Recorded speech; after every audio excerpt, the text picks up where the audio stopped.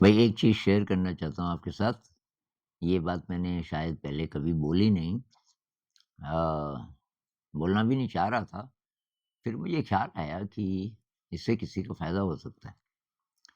तो ये जो ध्यान का अभ्यास जब काफ़ी हो जाता है, विपश्यना ध्यान का जिसमें शरीर पे ध्यान लगाते हैं, तो किसी-किसी के साथ ऐसा होता है कि शरीर के अंदर का पता चलने लगता है। अब अंदर के अंग तो बहुत कोमल होते हैं, तो वहाँ बहुत ज़्यादा दर्द भी हो सकता है किसी-किसी को। ऐसा अगर आपको हो जाए तो विचलित मत होना और ये नींद में भी हो सकता है।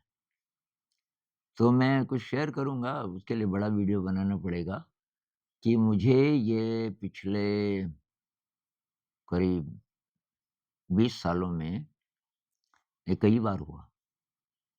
जागे हुए में भी, पर उतना ज़्यादा नहीं जितना कि सोए हुए में। और कभी-कभी इतना इंटेंस लगता है जैसे 6-7 डॉक्टर ऑपरेशन कर रहे हैं। कहीं से खींच रहे हैं, कहीं से आपकी अंदर की नसों को अंदर के अंगों को कहीं से काट रहे हैं, कहीं से स्टिच कर रहे हैं। लेकिन मैंने शुरू से इसको पॉज़िटिव लिया कि भई ये अवेयरनेस के कारण हो रहा है और शरीर रिबिल्ड हो रहा है।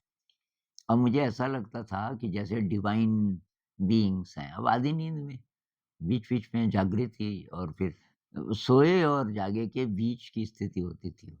और दर्द इतना होता था कि सो भी नहीं सकते। और उस दर्द को मैं अच्छा इसलिए मानता था, इससे मेरा जो शरीर है, वो रीबिल्ड हो रहा है। जो डिवाइन बीइंग्स हैं, समझ लो कि देवता लोग हैं, वो मेरे शरीर को ठीक कर रहे हैं। मेरी इंटरप्रिटेशन ये रही शुरू से और ऐसा मेरे ख़्याल से था भी कि ये मेरे लिए अच्छा था। अब डिवाइन बीइंग्स होते हैं कि नहीं होते, देवता होते हैं कि नहीं होते, ये पता नहीं। लेकिन मैं तो मानता हूँ भई कि कुछ एनर्जीज़ हैं और मुझे वो तब वैसा ही महसूस भी होता है।